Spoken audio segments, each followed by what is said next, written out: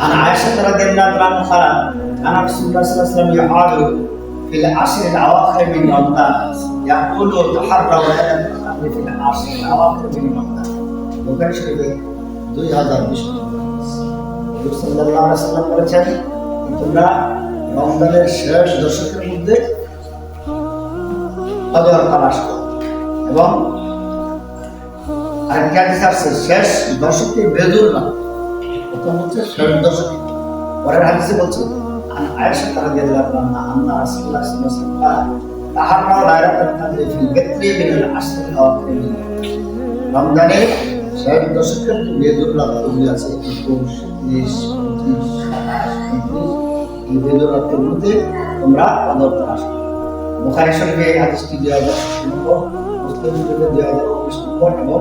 2020 নম্বর আমার শরীফে আছে 24,346